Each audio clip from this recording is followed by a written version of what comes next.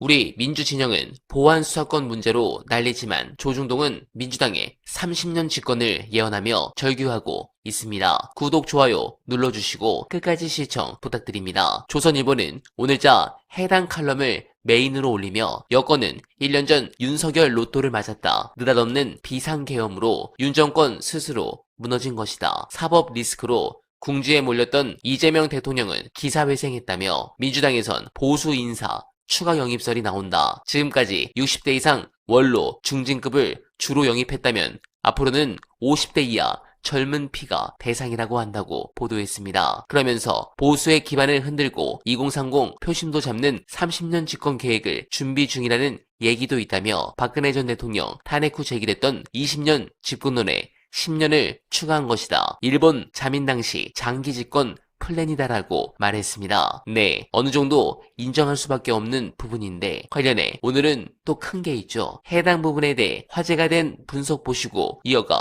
보겠습니다.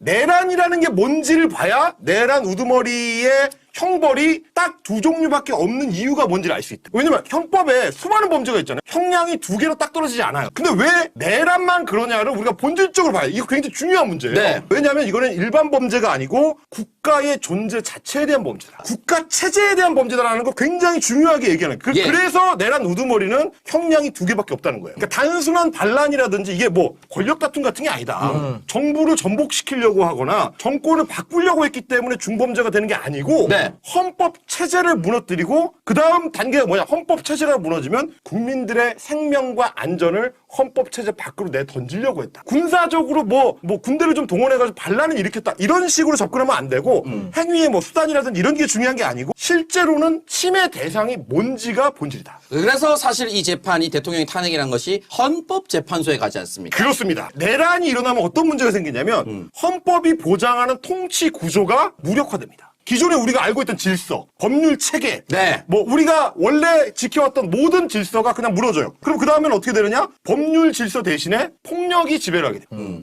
그렇게 되면 어떻게 되느냐? 국민의 생명, 재산, 기본권이 법의 보호를 받지 못하는 법 밖으로 쫓겨나요. 이게 내란 범죄의 본질이라는 거야. 제가 그래서 물어봤어요. 사람 안 다친 거 이런 거는 참작이 안 돼요? 라고 했는데 그걸 참작할 것 같으면 법에 써놓지. 라는 얘기예요. 왜 안 써놨느냐 하면 보통 이제 형법상의 다른 범죄들, 뭐 강도라든지 뭐 도둑질이라든지 이런 거는 범죄 결과에 따라서 좌우가 된다는 거예요. 범죄가 얼마나 큰 사이즈냐, 혹은 피해 범위가 어느 정도냐. 전치 몇 주냐? 그렇지. 이런 거에 따라서. 그래서 피해를 당한 사람이 회복될 수 있는 가능성이 어느 정도나 있느냐. 이런 거에 따라서 형량이 정해지는데 내란 우두머리는 아예 다르다는 거야. 성공 여부가 중요하지 않은 거야. 시도 자체가 이미 헌정질서 파괴에 착수한 거기 때문에 사형 내지는 무기징역을 하는 게 그런 거다. 이게 헌법제 학자들의 공통된 의견입니다. 네, 공감합니다. 다만 보안 수사권 관련 이재명 대통령의 의지가 만약 정말 이것이라면 이거는 틀렸다고 저는 조언을 드리고 싶습니다. 민생이 먼저다. 맞습니다. 그런데